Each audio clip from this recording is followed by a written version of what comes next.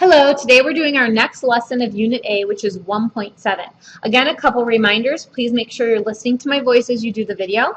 Please make sure you're pausing the video if I go too fast or you need to catch up by writing something down. And please remember that you're also doing the U-tries as we go throughout the video, because in order to get full credit, you will need to have those U-tries complete tomorrow when I check in the video. Okay, so let's go ahead and get started. I'm going to go pretty quick in this lesson because we reviewed this as well in the pre-unit. We're going to solve absolute value equations and inequalities. Okay, steps for solving absolute value equations. The most important thing is we need to get the absolute value bars by itself. Once we get the bars by itself, then you make your two equations. So this is important. Step 1, get those bars by itself.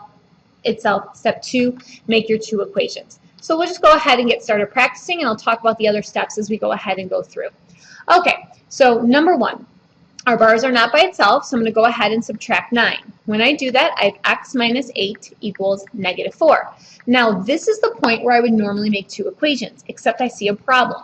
I have the absolute value bars equaling a negative number. Is this possible? No. The answer is no solution. The reason it's not possible is because absolute value is the distance a number is away from 0. Distance is always measured in positive. So for example, if I have a number line and I ask you what's the distance 3 is from 0, you're going to say 3 units.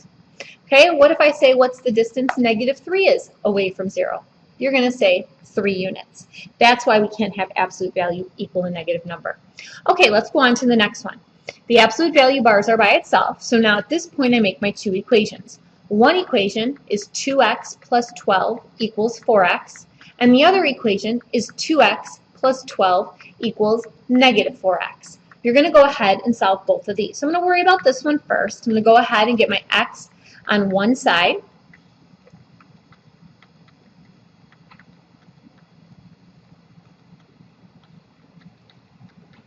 Okay, then I'm going to go ahead and get my x on one side again.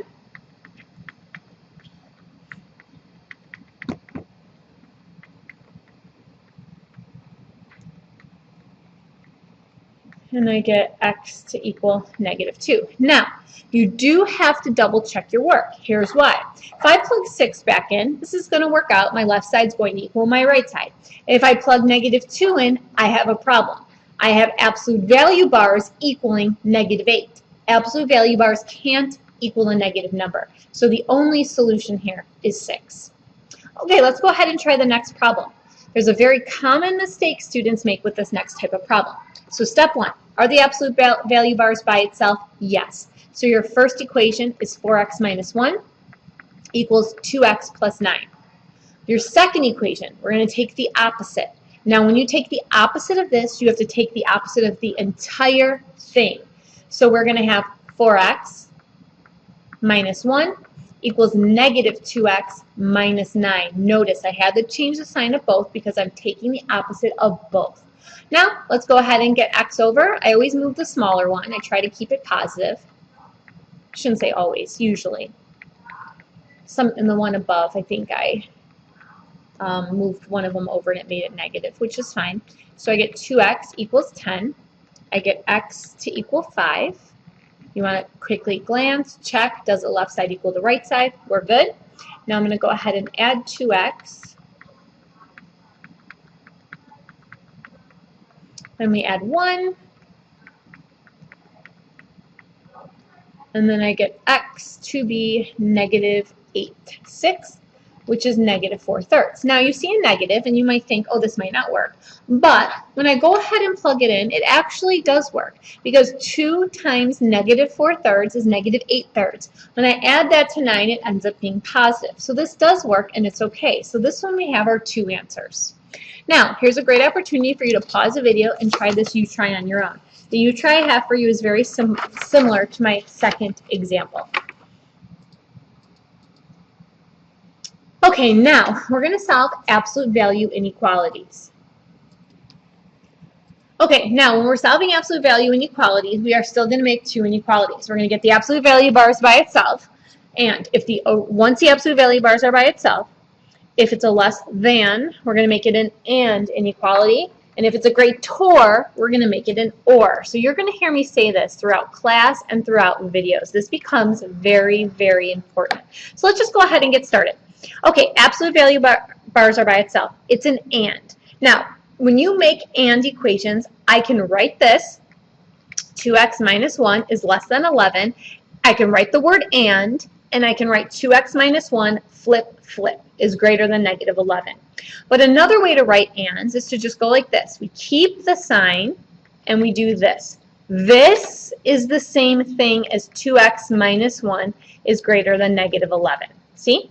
It's open towards the 2x. It's open towards the 2x. So for ands, what I try to remember is copy the sign, change the sign. Okay? Now go ahead and solve. Add 1.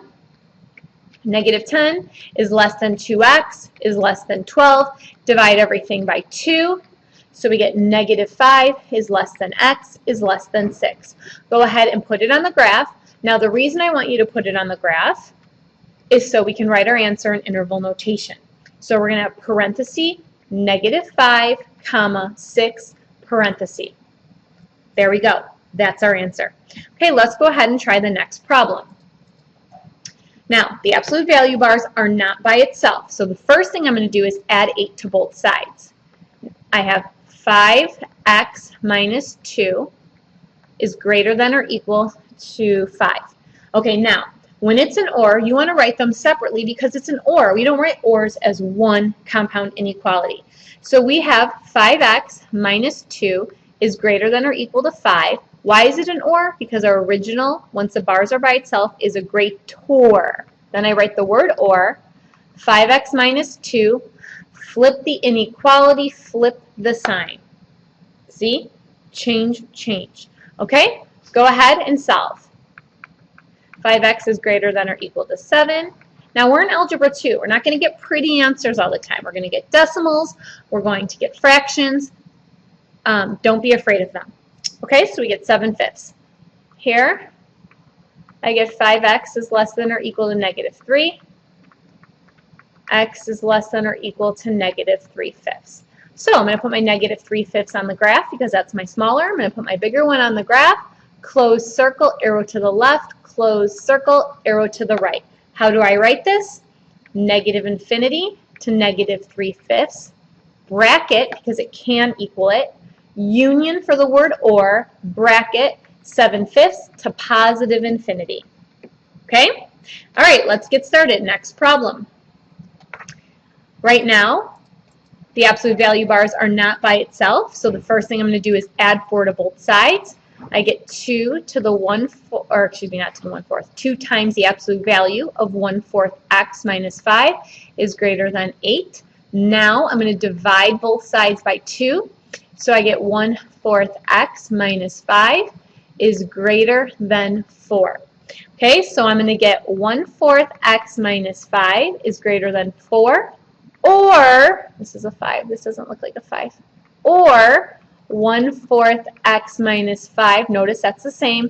Flip, flip. Now I'm going to let you go ahead and try solving this one on your own. Make sure you practice the 1/4. In order to get rid of the 1/4, we would multiply both sides by 4, but that's going to be our second step. We want to add 5 first. So in this problem, we go ahead and we get x is greater than 36, or x is less than 4. So I put the smaller number on the left, the bigger number on the right, open circle, arrow to the left, open circle, arrow to the right. So I write my answer as negative infinity 4, parenthesis, U for union, 36, infinity. Okay, now I want you to go ahead, pause the video, try the last one on your own. If there's any questions, comments, or concerns, go ahead, write it on the bottom of the paper, and I will see you tomorrow in class.